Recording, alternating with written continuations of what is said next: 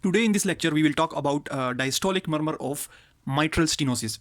So far, we have been talking about the heart murmurs that are caused by valvular lesions, and we have discussed the murmur of aortic stenosis, aortic regurgitation, and similarly, we have also discussed murmur of mitral regurgitation.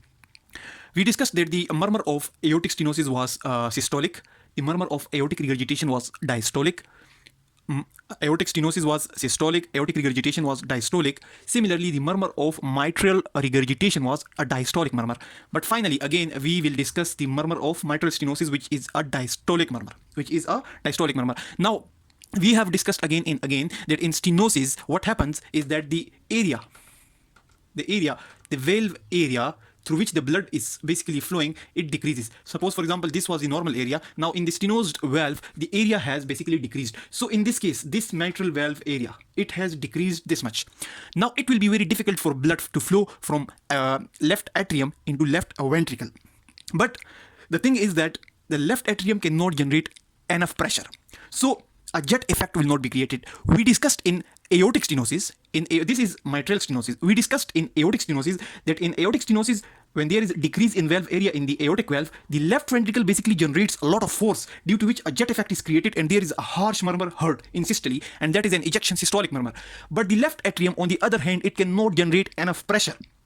The maximum amount of pressure that left atrium can generate is around 30 mm of mercury, while in the left ventricle, the pressure can go as high as 300 mm of mercury. That is around 10 times difference. So with this low pressure, the blood starts coming very slowly. So very little blood is coming down from the left atrium into the left ventricle due to stenosis, due to decreased valve area. So initially, there is no murmur heard. Initially, in the diastole, there is no murmur heard. But at the end, when enough blood has been accumulated in the left ventricle at the end of the diastole, then this murmur can be heard. So the murmur, or the aided sound, the extra sound that is generated due to the stenosis or due to the decrease in surface, due to the decrease in area of the mitral valve, is basically a mid-diastolic murmur. It is basically a mid-diastolic murmur. Now, this murmur is basically a rumbling. This is not blowing. This is a rumbling sound. Basically, we are discussing all these things just from the physiology point of view, just to understand that what type of murmur is systolic, what is diastolic, and just a few qualities of the murmur. We are not basically going into detail, and if you are a student of first or second year medical school, then you just need to understand these phenomena. When you go into the clinicals in the medicine and the pathology, then you will have to understand all these things in detail: what is rumbling, what is blowing, how to detect, and the surface areas or the marking where you have to detect this. Now, the diastolic, the mitral stenosis murmur will also be best heard in the mitral area. And this murmur initially is very, very difficult to hear. Very, very difficult, because the area is so much small. In the mitral stenosis, the area is so much small that very little blood is coming through the diastole. And in the end, when the atria contracts slightly and there is some reverberation due to some blood which has accumulated in the early diastole, only then you hear some sounds.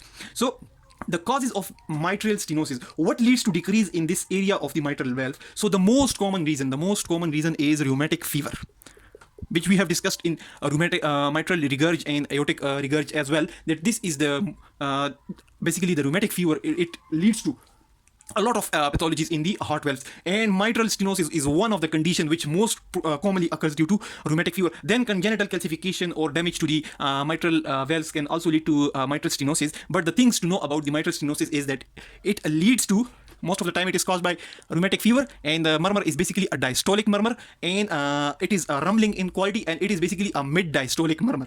And it's because the very small amount of blood comes from the stenosed valve into the left ventricle in the initial diastole. So you do not listen any sound initially, and in the end there is some rumbling sound, which is basically due to contraction of the left atrium in the end. So that's all about the diastolic murmur of mitral stenosis, which is basically a mid-diastolic murmur and rumbling in quality. Thanks a lot for watching the video.